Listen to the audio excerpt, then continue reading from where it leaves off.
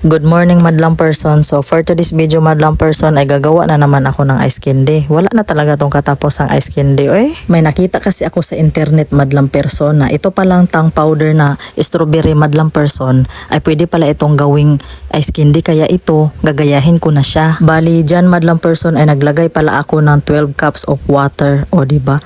Tapos 1/2 kilo ng white sugar, tapos halo-halo lang siya. Pas pag kunting ano na talaga siya madlang person, may kunting kulo na, pwede na ilagay yung cornstarch. Itong cassava starch pala ang gamit ko madlang person, ay naglagay ako dyan ng 2 cups ng cassava starch, tapos 2 cups din ng water. Ihalo-halo lang talaga yan madlang person. Wala ko yung ibang gagawin dyan kundi ihalo-halo lang. Bali dalawang flavor pala ang gagawin ko for today's video madlang person. Yung isa milk chocolate, nagawa ko na to noong nakaraan pero hindi ko lang na-i-vlog. Tapos itong bago ngayon na tang powder strawberry yung flavor, o diba? Ibinuhos ko na rin pala yung ibap madlang person.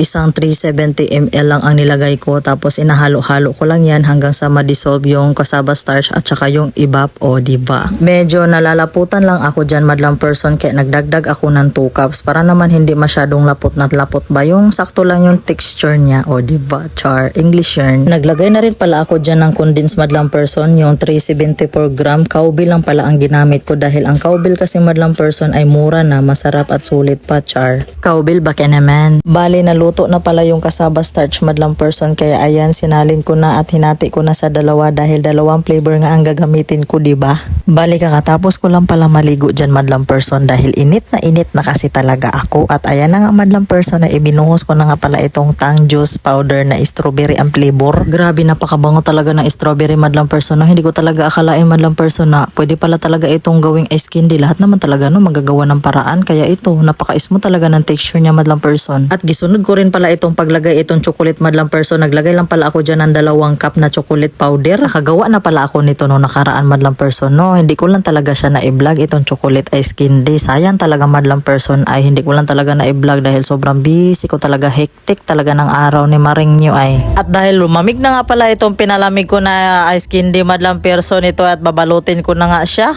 Og sa nakaplasta na dehan dapita inyong Maring madlang person. So ayan, magbabalot na siya ng ice candy niya.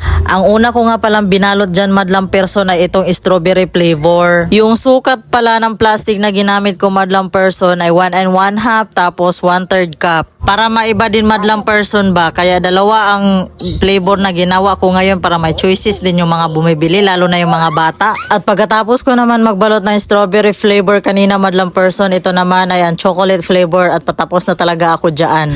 Medyo pahinto-hinto nga yung pagbalot ko dyan madlang person kasi may mga bumibili rin kasi sa tindahan, kaya ayan, pa-disturbo din sila kaunti ba. Pero okay lang yan madlang person na magdisturbo sila kasi bumibili naman at saka pira naman yan, kaya nga tayo naghanap buhay dahil nagkailangan tayo ng pira. So finally madlang person, tapos na talaga ako maggawa ng ice candy no, kaya ayan, ipapasok na ay pinasok na pala kanina madlang person, kaya flex ko lang itong bagong pulipid naming ref no. Tambak ang hugasin ko mga Maring, oy, kaya ayan, maghugas ako. Sino pa bang aasahan kundi ako lang naman, kaya ayan, maghuhugas na ako Maring.